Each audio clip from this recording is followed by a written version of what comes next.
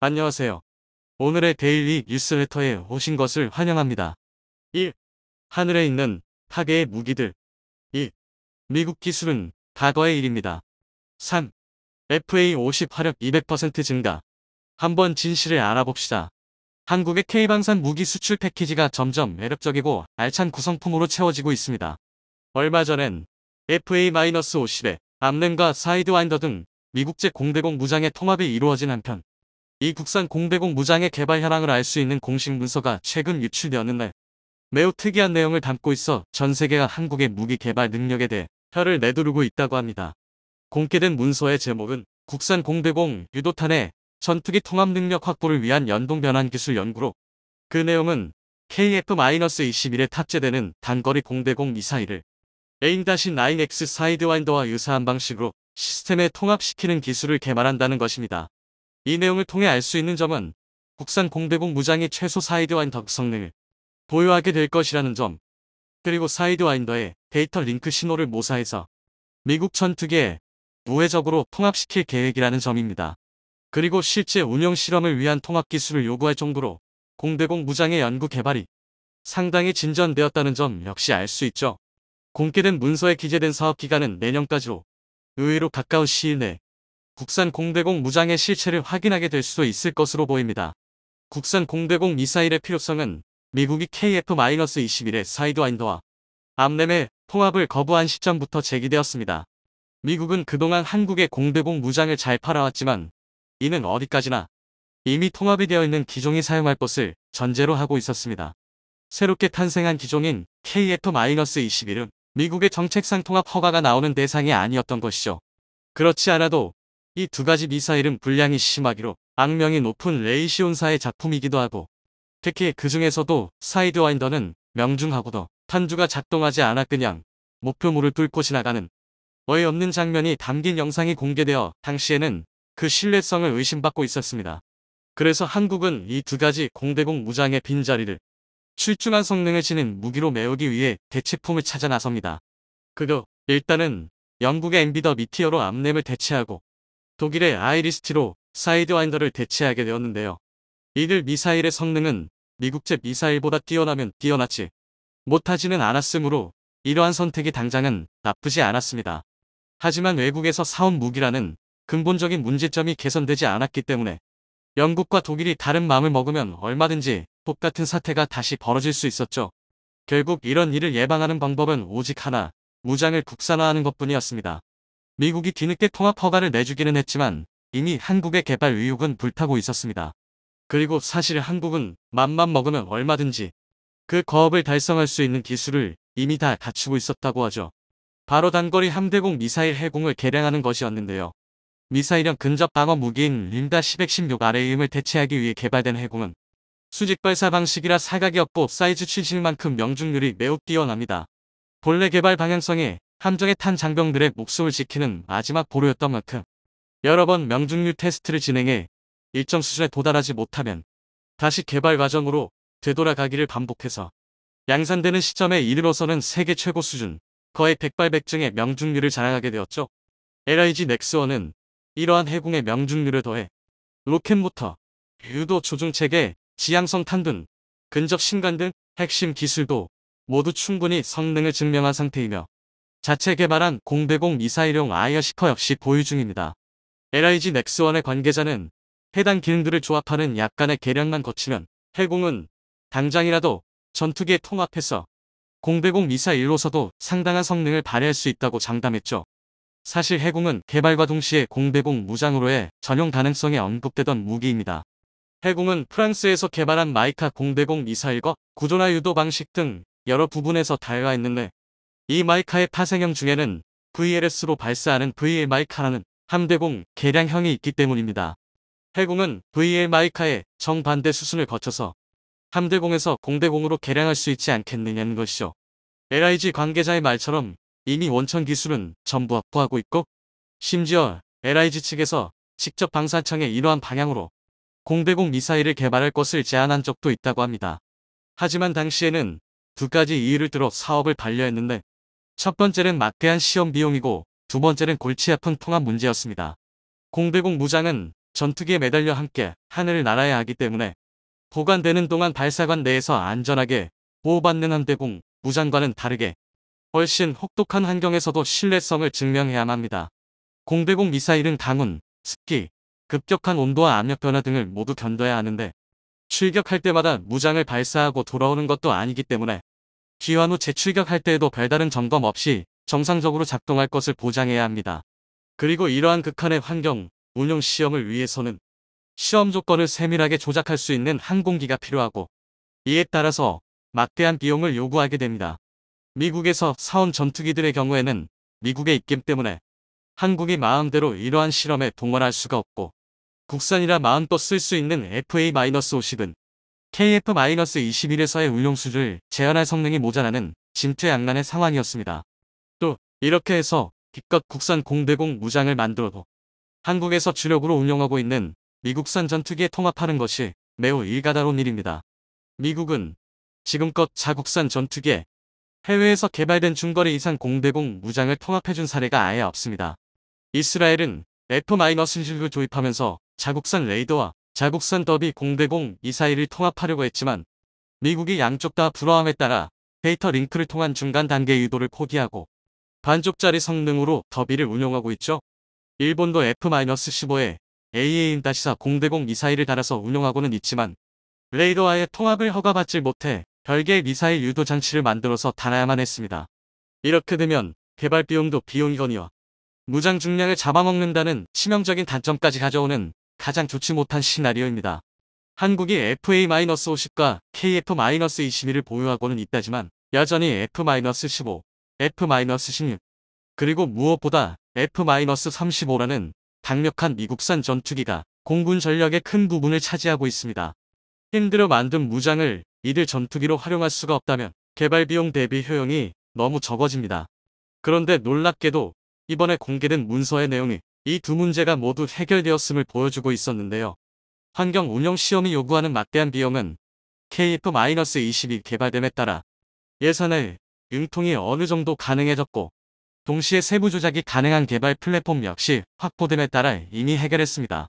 그리고 문서에서 밝히고 있는 우회 통합 기술이 미국산 전투기에 국산 무장을 통합하는 두 번째 문제의 해결책을 제시하고 있는 것이죠. 사이드와인더에 데이터 링크 신호를 흉내내어 미국산 전투기의 FCS를 속이면 공식적인 시스템 통합 없이도 레이더 본체의 사격 지원을 받아볼 수가 있게 되는 것입니다. 이제 간단히 무장 마운트에만 호환시키면 데이터 링크는 그대로 활용하면서 별도의 유도 장치를 만들어 다른 수고를 들일 필요 없이 무장을 시스템에 통합한 것과 동일한 효과를 얻을 수 있게 되나. 이러한 우회 통합 방식은 의외로 여러 사례를 통해 그 효율성이 증명되어 있는데 이란이 F-14EM 알리켓의 우회 통합으로 이란 무기를 통합했고 최근에는 미국도 자국의 대레이더 미사일 AGM-88함을 소련제 미사일로 인식시켜서 우크라이나에 미그-29에 달아주기도 했죠.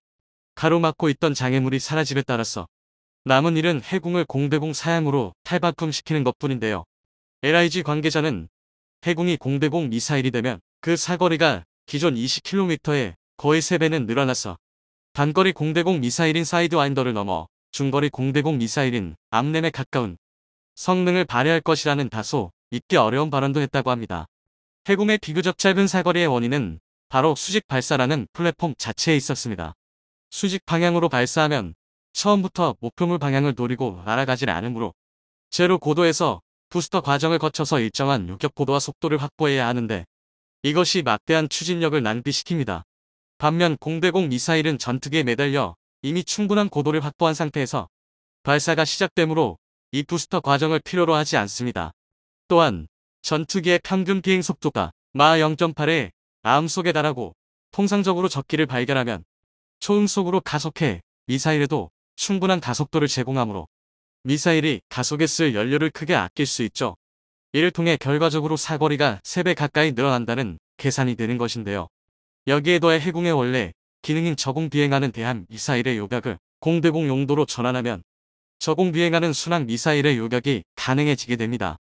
암램의 초기형이 50에서 80km의 사거리를 지녔고 순항 미사일의 저공 요격 성능은 후기 개량형인 AIM-127에 도달해서야 확보했으므로 공대공 해군의 성능이 암램에 근접한다고 감히 말할 수 있는 것입니다.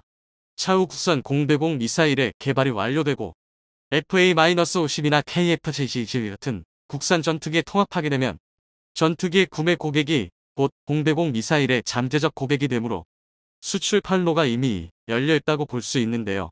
KF-21의 경우에는 미국, 유럽, 한국의 공대공 미사일 체계를 모두 사용할 수 있는 범용성까지 갖추게 되는 셈이라서 더더욱 앞날이 밝습니다. 이렇게 한국은 지속적인 무기체계의 국산화를 통해 미국 모하비 사막에 위치한 비행기 무덤 데이비스 몬탄 비행기 저장소에 한 한국인 무리가 들어옵니다. 그 한국인들은 어느 동체만 남은 노후된 비행기들을 이리저리 살펴보더니 그 비행기를 사겠다고 했는데요. 모하비 사막을 찾은 한국인들은 한국항공우주산업 직원들로 우리나라 P3 해상초계기 도입 사업자 모하비 사막을 찾은 것입니다.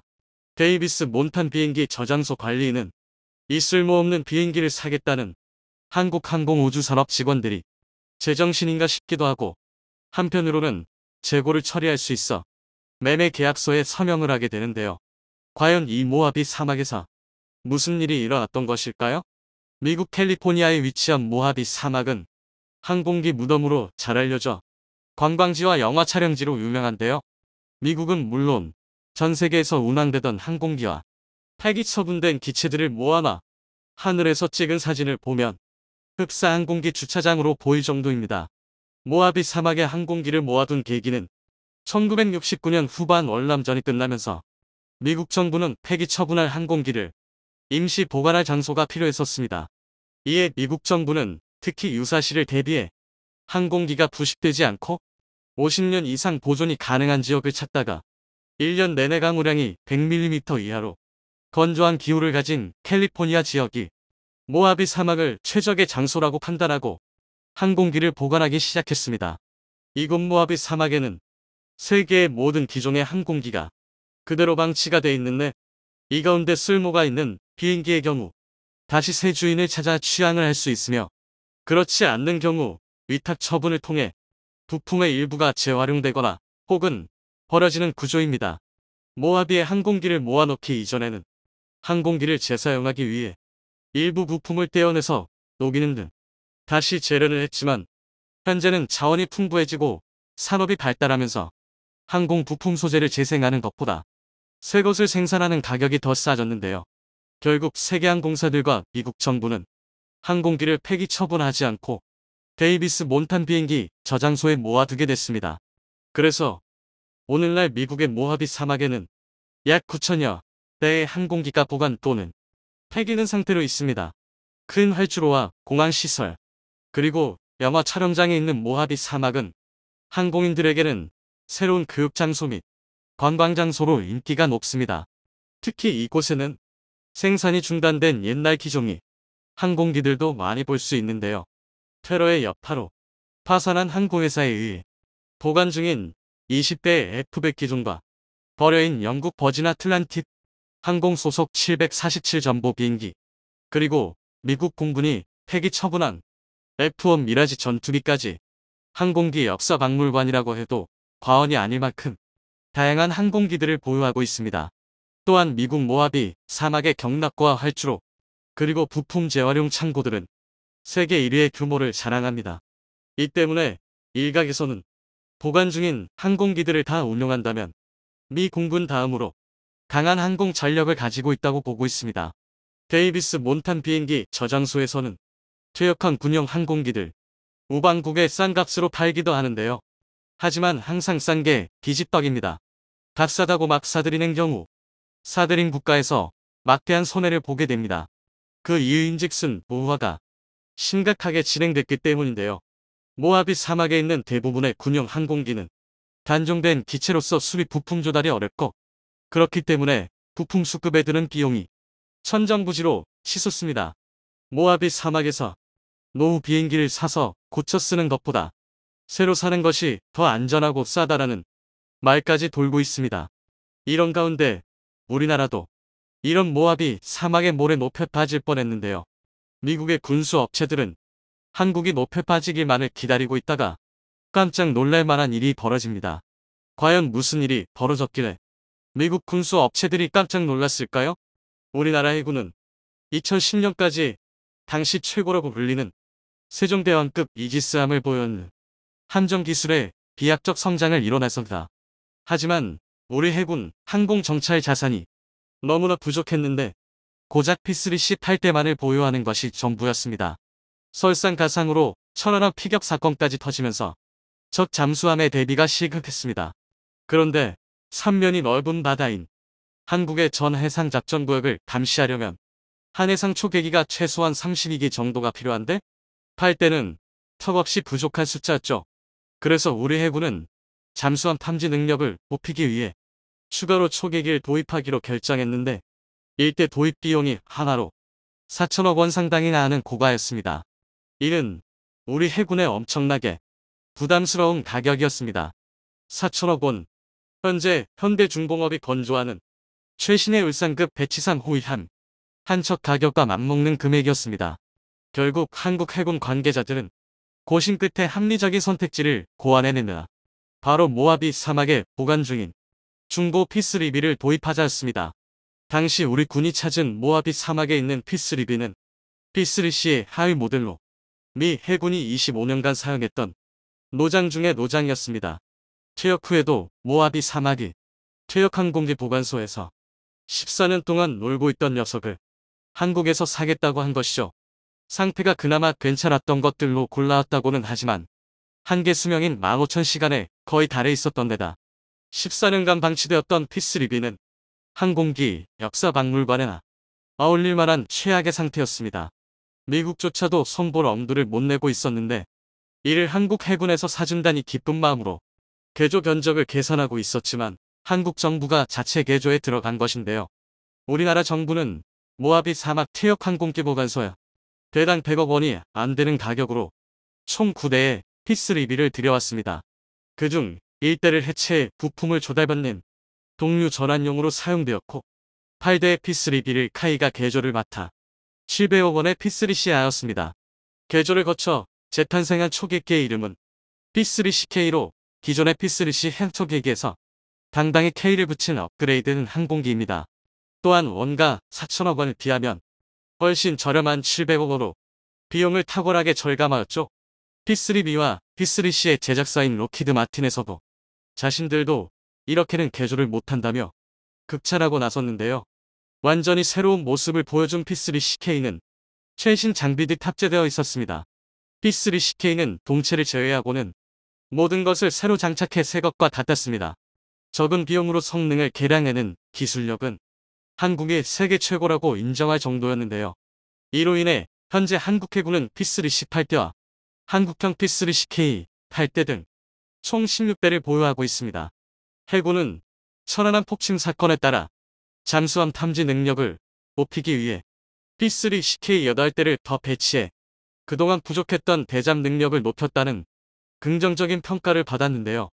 이는 단순히 부족한 해군 항공 전력이 숫자만 늘리는 것에 그치지 않고 기능면에서도 크게 향상돼 많은 주목을 받았는데요.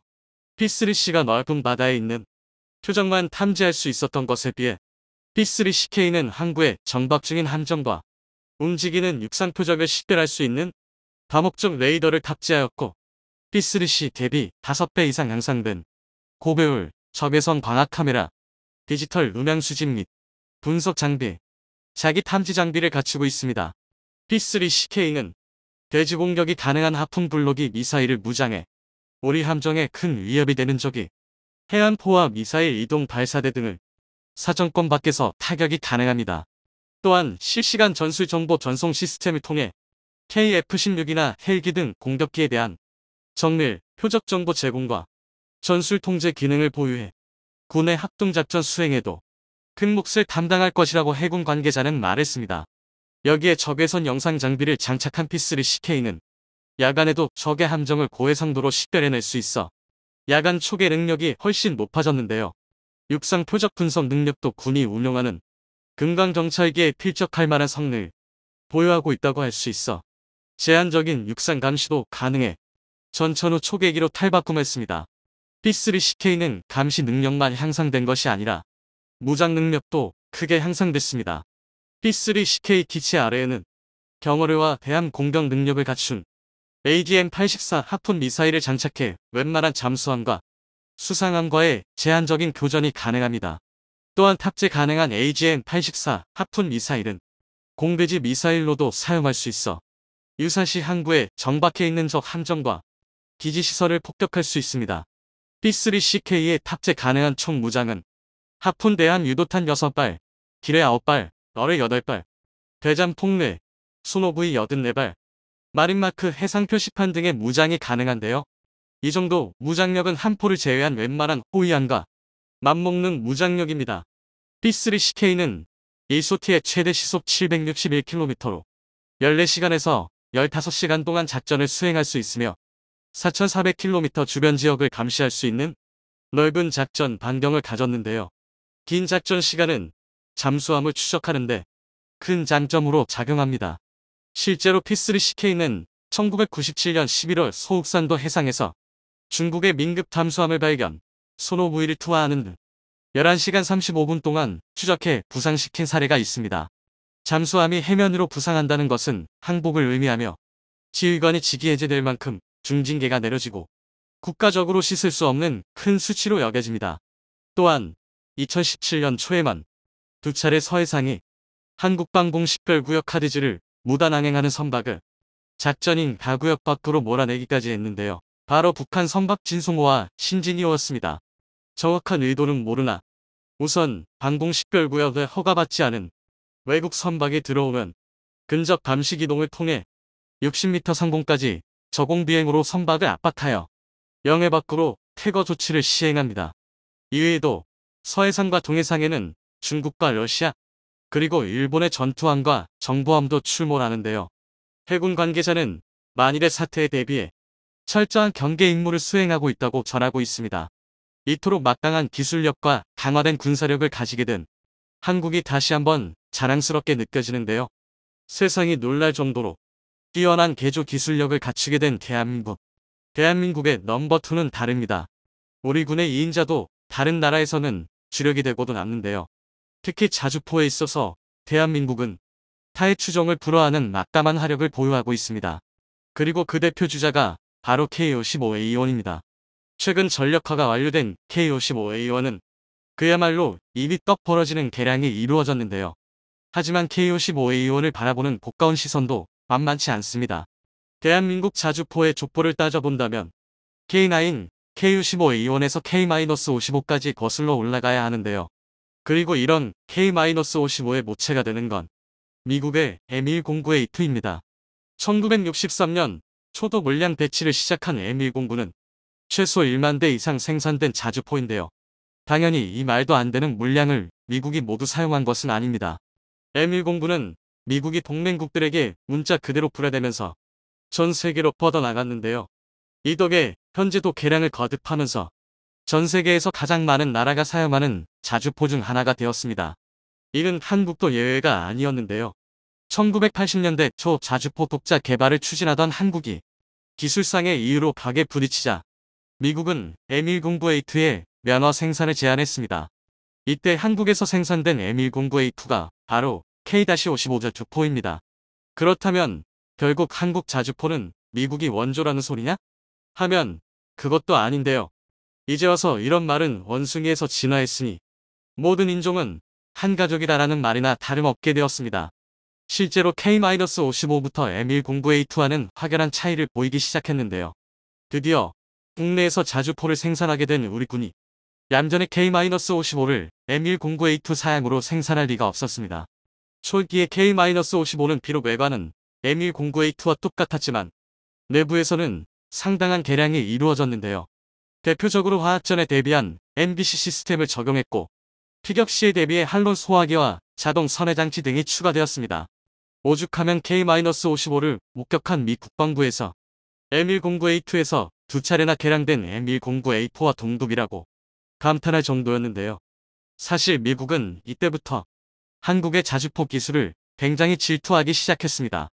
심지어 굳이 K-55라는 국내 명칭을 두고 저들끼리 M109A2K라는 별칭으로 부르기까지 했습니다. 물론 아무 소용없는 일이었는데요. 정작 K55A1에 이르자 K9 기술이 접목되어 완전히 다른 자주포가 되어버렸기 때문입니다. 실제로 K55A1은 한국에서나 2인자 취급이지 다른 나라에서는 주력급을 압도하는데요. 당장 미국의 주력 자주포인 M109A6 팔라딘과 비교해도 전혀 꿀리지 않는 이력입니다. 우선 크기에서는 K55A1이나 팔라딘이나 큰 차이를 보이지 않습니다. 그나마 사거리는 팔라딘이 30km에 불과한 반면 K55A1이 32km의 사거리를 보이면서 근소하게 앞서고 있습니다. 하지만 운용 성능 분야로 넘어가면 이 격차가 더욱 커집니다. 팔라딘은 아직도 포탄 적재에서부터 포탄 삽입, 장약 삽입이 모두 수동으로 이루어지는데요. 그나마 포탄 삽입 단계에서는 K-55에도 탑재됐던 유압식 장전 장치를 사용하긴 하지만 이마저도 급속 사격을 위해선 밀대를 이용해 완전 수동으로 장전해야 합니다. 반면 K55A1은 버튼 하나만 누르면 포탄 삽입이 끊어 승무병은 장약만 집어넣으면 사격 준비 끝인데요. 이로 인해 팔라딘은 전투가 길어질수록 운용 병력의 피로도가 급증하고 발사 속도 또한 느려질 수밖에 없는 게 문제로 지적되고 있습니다. 사실 팔라딘까지만 해도 바퀴만 달려있다 뿐이지 운용 성능은 자주포와 견인포의 중간에 있는데요. 이 때문에 팔라딘은 운용에 최소 5명이 필요하지만 K55A1은 4명으로도 방열부터 사격까지 모두 가능합니다. 얼핏 작아 보일 수 있는 차이지만 전 세계적인 인구 절벽을 생각하면 절대 무시할 수 없는 차이인데요. 그 결과 K55A1의 업그레이드를 눈여겨보고 있던 미국은 오히려 대한민국의 자주포 기술을 벤치마킹하기까지 했습니다. 실제로 2015년부터 실전 배치되기 시작한 최신형 M109A7 자주포에는 K55A1에 적용된 반자동 장전 장치가 탑재되었고 미국은 한국에 최초로 성공한 탄약 운반 장갑차 운용체계까지 흡수해갔습니다. 그야말로 역수출이 무엇인지 제대로 보여주는 상황인데요. 그런데 여기서 끝이 아닙니다. 대한민국에는 미국마저 탐낼 만한 무기체계가 또 있는데요. 이번엔 주력이 아닌 2선급 무기가 화려하게 부활했게 됩니다. 첫 번째 주인공은 바로 차륜형 105mm 자주포 풍익입니다. 풍익은 우리 군에서 따로 개발한 자주포가 아니라 시작물자 처리되었던 M101A1 견인곡 사포를 자주포로 개조한 신개념 무기체계인데요. K-721 군용 5톤 트럭의 차체를 이용한 차륜형 자주포답게 시속 80km에 달하는 빠른 속도가 장점입니다. 게다가 자주포로 개조되면서 디지털 화력 통제 장치가 탑재되면서 이동 중 정지 후 초탄 발사까지 고작 1분이면 충분합니다. 풍익에 탑재된 전자 장비가 포의 위치와 표적의 위치를 자동으로 계산하고 정렬까지 끝마치는 덕분인데요. 또 최대 11.3km의 사거리로 분당 최대 10발의 포탄을 쏟아내고도 이탈까지 30초밖에 걸리지 않습니다. 정말 감탄이 절로 나오는 기동력인데요. 비록 화력과 사거리가 155mm 자주포에 비해 부족하다는 단점이 있지만 풍익은 K9, K55A1과 달리 포병 부대의 연대급 화력 지원 무기라는 걸 감안하면 그리 큰 문제가 아닙니다. 쉽게 말해 자주포지만 박격포와 비슷한 역할이라고 할 수 있는데요. 그리고 무엇보다 운용 인원 측면에서 감축이 이루어졌다는 게 상당한 이점입니다. M101A1 일대에 8에서 9명의 병력이 필요하던 게 풍익에서는 5명이면 충분해졌습니다. 심지어 이 중 2명은 운전병과 경계병이기 때문에 극단적으로 말해 3명이면 포를 발사하는데 전혀 무리가 없는데요. 또한 경제성 측면에서 바라봤을 때 풍익은 감탄이 절로 나오는 수준입니다. 바로 대한민국이 보유한 105mm 폭탄 재고 때문인데요. 이게 우리 군에서 풍익을 개발하게 된 결정적인 이유입니다. 사실 우리 군이 보유한 105mm 포탄은 340만 발이 넘습니다. 군의 주력이 155mm로 넘어가면서 105mm 포탄의 재고가 쌓이기 시작한 건데요. 문제는 포탄 재고 처리에만 신규 탄약 생산 비용의 3배에 달하는 어마어마한 비용이 발생한다는 것입니다. 하지만 풍익이 전력화되면서 105mm 포탄을 효과적으로 사용할 수 있게 되었는데요. 정리하자면 보병급 연대의 화력 강화, 예산 감축이라는 일거양득의 효과를 동시에 누린 것입니다. 이쯤 되면 우리 군의 포사랑이 신기할 지경인데요. 그런데 심지어 여기서 끝이 아닙니다. 풍익이 아무리 훌륭한 자주포라 하더라도 역시 화력이 다소 부족하다는 것과 기계화 부대에서 함께 운용하기에는 차륜형이라는 이동 방식이 못내 마음에 걸리는데요. 그래서 탄생한 게 바로 120mm 자주 박격포 비격입니다. 비격은 현형 4.2인치 박격포를 완벽하게 대체하는 물건으로 기존 대비 화력은 1.9배의 사거리는 무려 2.3배까지 획기적으로 증가시켰습니다. 또한 박격포가 탑재된 상태에서 차체의 회전 없이 360도 회전이 가능하기 때문에 다수의 표적에 보다 빠른 대응이 가능합니다. 특히 비격은 풍익과 달리 기본적으로 궤도형 장갑 차량이기 때문에 험지 주파 능력은 물론 방어력 또한 매우 우수합니다. K-2나 K-21, K200 같은 기계화와 동시에 접진 한가운데서 화력 임무를 수행할 수 있다는 뜻인데요. 그리고 무엇보다 순수 국내 기술로 만들어져 100% 국산 화율을 자랑한다는 게 큰 장점입니다. 이처럼 우리 군의 포병 화력은 끊임없는 발전에 거듭한 결과 6.25 전쟁 이후 70년 가까이 정체되어 있던 대한민국의 근접 지원 시스템을 근간부터 바꿔버리고 있습니다. 이제는 원조국이었던 미국마저 한국의 포병 시스템을 흡수할 정도인데요. 자주국방이라는 가치를 내걸고 끝없이 달려온 지금의 대한민국은 그야말로 청출어람의 표본이나 다름없게 되었습니다.